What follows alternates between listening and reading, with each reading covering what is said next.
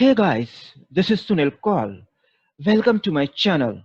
This channel is dedicated to guys who want to make career particularly in cloud computing and project management.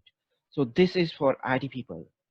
I'm pretty sure that you will find my videos very useful and you will see more videos in coming future that will help you to grow in your career. I will expect from you guys that you will provide me a valuable feedback after watching these videos. I expect that you will provide the comments and you can also put your queries and I will be very happy to answer those queries. I have come today with a topic for the project managers. This is for the beginners who want to make a career in project management.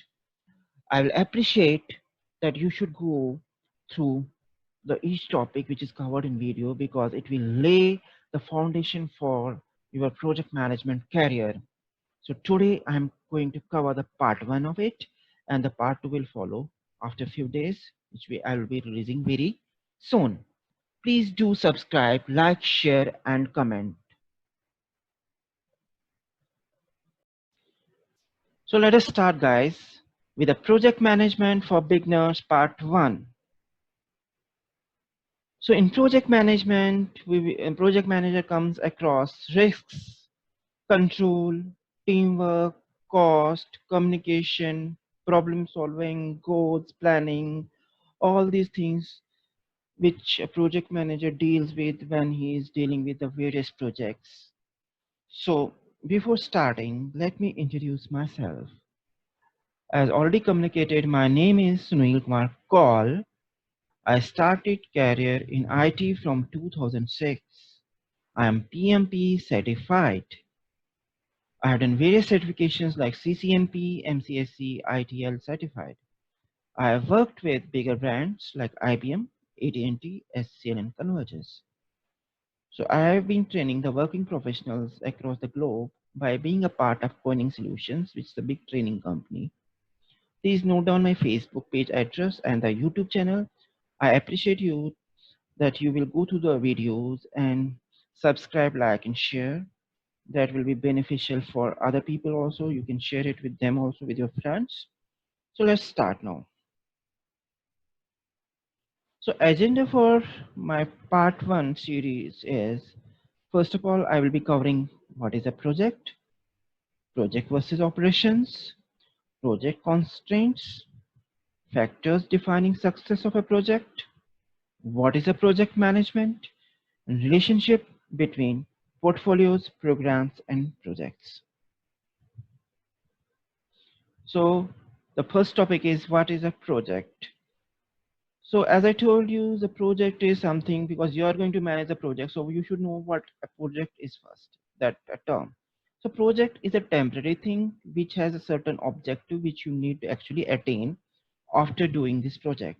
So it will definitely have a start and end date. And within that start and end date, what project may contain the scope and the resources may be assigned to it to do a particular project. So it is not an operational work. We will come to know about this in the next slide. What is the difference between project and the operation?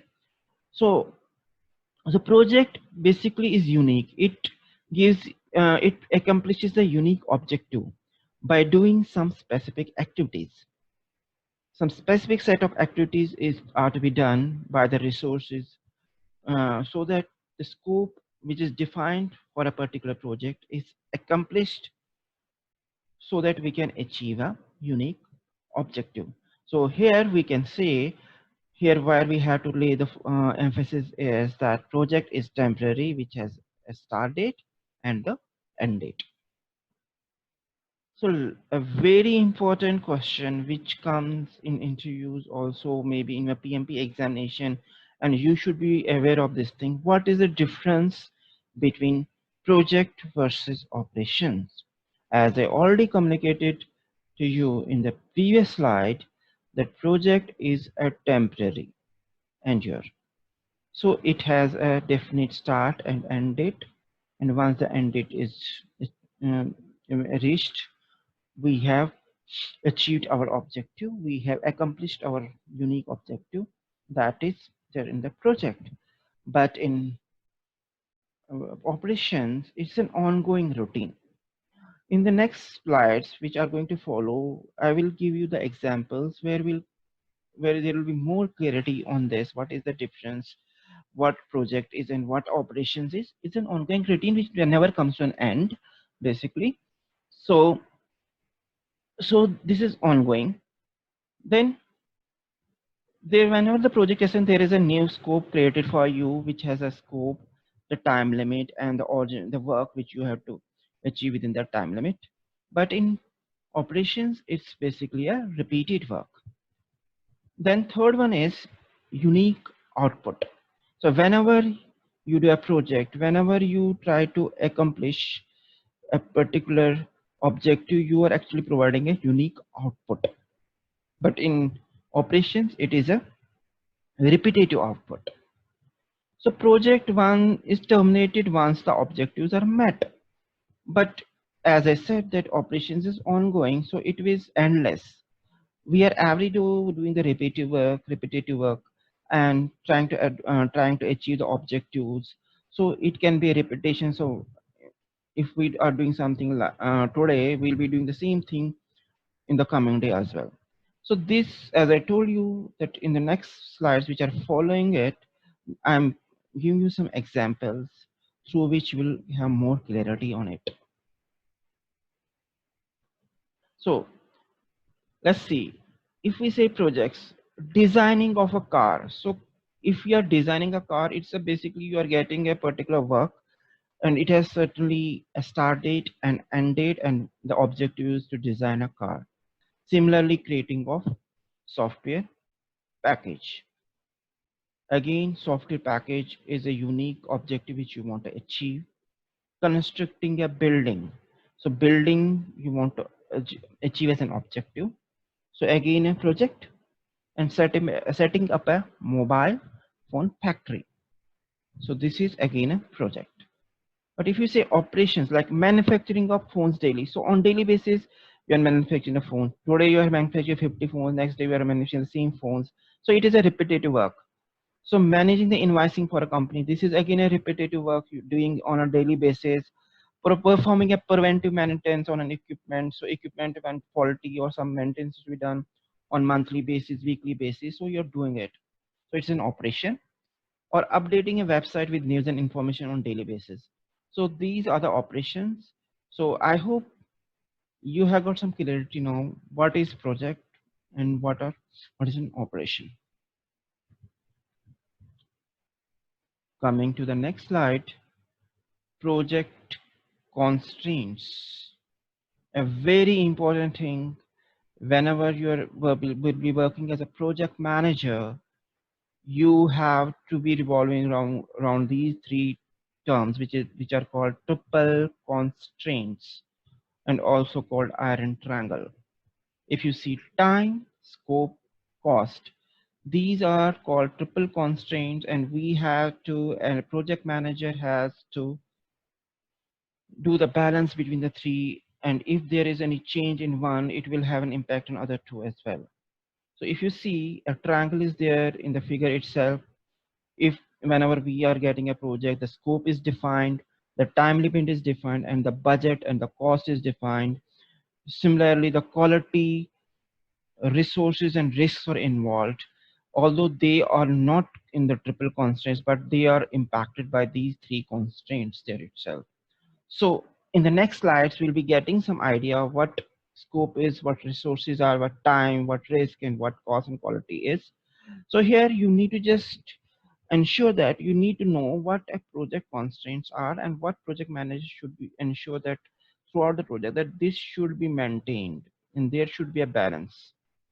So coming to the next slide, project constraints, as I told you, scope, time, cost, these are the three triple constraints. So what scope is? Scope is what a project is trying to accomplish. The actually what is the business goal, what is the scope of the project, what we are supposed to do in this project, that is coming in the scope.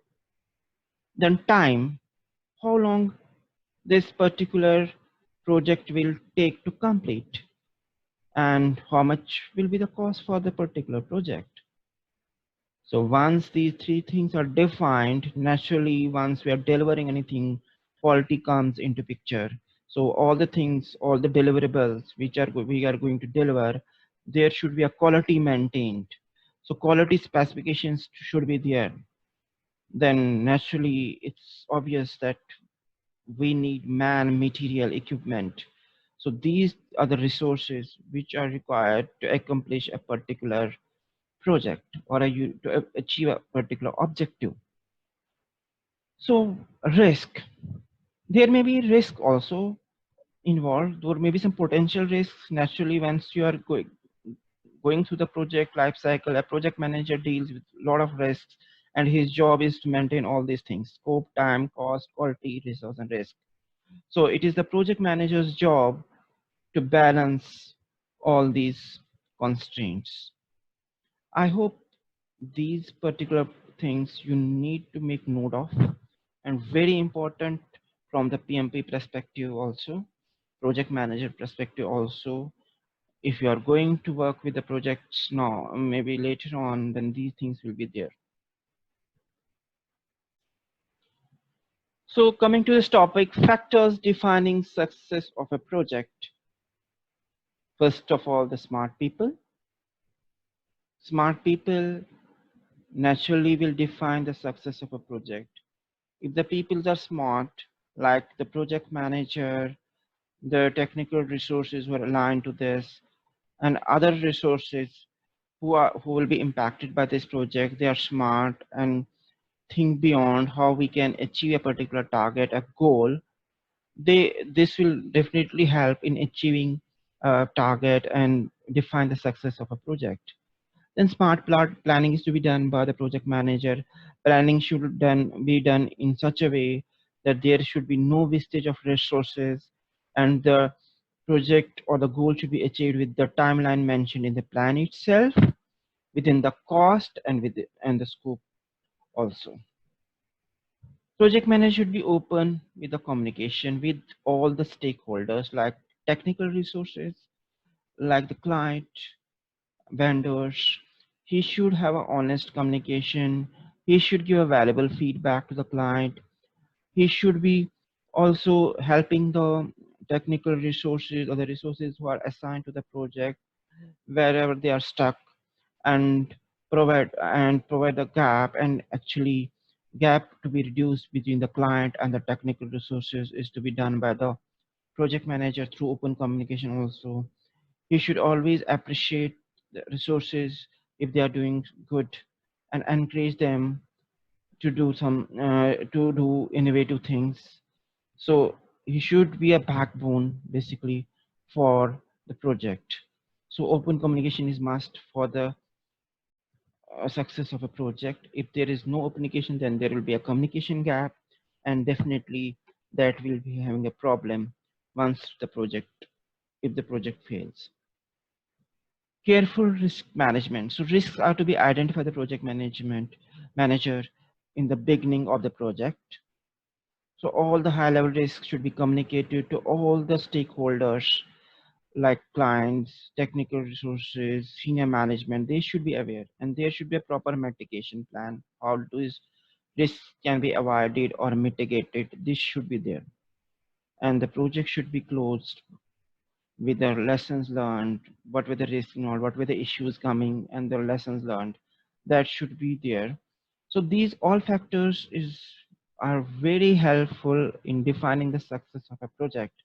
Apart from this, schedule, within, if the project is done within schedule, cost, quality, and all the client, all the team who's involved in a particular project, all the stakeholders, they should be satisfied, and whatever the purpose of this project, like the alignment to the business case, means the business goal is achieved. That is the biggest thing. That is why we are doing this project. So to achieve a goal, we are doing this project. If that is not met, then there is no purpose of doing this project. So alignment to the business case is very important for the success of the project. So what is project management? So if you say project management, you're going, so you are actually, what are you doing in project management? You are managing the project, that is okay. But how? Through the knowledge, through your skills, tools and techniques, so that to achieve a unique objective where a project manager is actually applying his knowledge, skills, tools, etc. So in project management, if you'll see in later stages, once we're covering the part 2, we'll be dealing with some stages. There will be initiating, planning, executing, controlling and closing the work. All these stages are there in the project itself, so that the specific goals are achieved with the specified time. So basically what we are doing, that project manager is producing a complete project with keeping in with the client's objectives. So overall, in nutshell, I can say that project management is something, an application where the tools, skills, techniques and knowledge is applied to meet the client's objectives. So now, relationship between portfolios, programs and projects. So these terms like portfolio management, project management, program management, you will come across these terms when we are going for project management, like PMP certifications, where you will find it very important. Also, for your knowledge sake, you should know what is portfolio, what is project, what is program. So in the next slides, we will be coming to know about these terms in a detail. So portfolio basically involves both projects and programs, and portfolio is created by an organization. A program contains several projects, and project, as I already was explaining in the previous slide, is to get a particular, accomplish a particular objective, to produce a unique objective, to satisfy the client's goal. That's why we are doing a project. So let's go to the other slides now. So let's come to the key points. So as I have already explained in previous slides that projects are temporary. They have definite start and end date and are expected to give us the unique objective. Then programs are bigger in scope. They are a set of smaller projects which are related to each other. So just focus on this. The programs, the projects which are related to each other, they form a program. So program is a part. A program consists of multiple projects which are related to each other. Then portfolios. The portfolios are the collection of projects, programs, sub-portfolios, which may or may not be related. So let's have an example to understand the portfolio management, the program management, and the project management clearly. So let's take an example here. Consumer durable company, which is in the business of design, development, marketing, and servicing. They are just the products, they're manufacturing the products like refrigerators, washing machines, air conditioners, etc. So, so the company itself is the largest portfolio. They have different divisions like refrigerator division, washing machine division, and AC division. They will form a sub portfolio there. So each sub portfolio is headed by a vice president. The portfolio and sub-portfolio will have their running programs, projects, and operations. So portfolio comprises of ongoing operations, multiple projects, programs which may be related or not related. So this forms a portfolio management, and the manager which manages it is called portfolio manager. The second one is the program management. As I was already explaining, there are different multiple divisions, refrigerator division, AC division. So each division has several programs, like a program for designing a project, like refrigerator design. Then a manufacturing project like setting up a refrigerator manufacturing, that will be a separate program. Then a marketing project, which is a servicing project, etc. So all projects within this program may be executed at different times, but their goal is same, making the new line of refrigerators successful.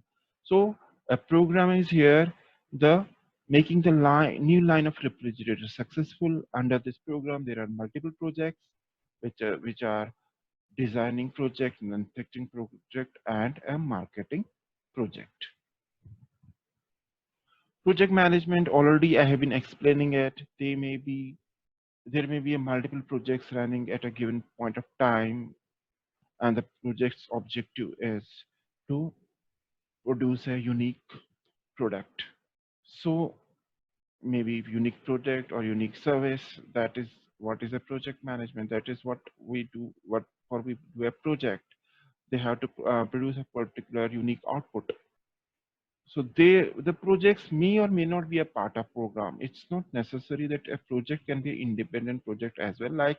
Like we, if you want to implement a customer relationship management CRM software, which we call, it may not be a part of program. It may run as an individual project.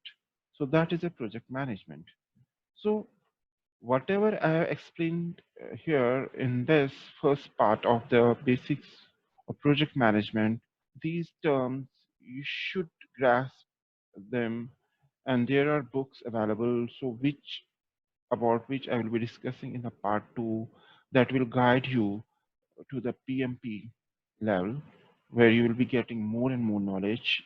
But these, whatever the terms, whatever the definitions, whatever I have discussed in this, they are very important from the project management perspective. So just I'm adding this part one. Before ending it, I hope you may have found this particular video valuable for you, informative, and so I will appreciate if you will provide a valuable feedback. And just informing you, you are welcome to provide your queries through your comments. I will be very happy to answer them. Please do subscribe this channel, and if you want to get the notification of new videos, please press the bell icon. So project management for beginners part 2, as I already communicated, will be coming very soon. So you will be seeing a lot of informative videos for cloud computing project management in this channel. So please do subscribe and share and like it. Thanks for watching.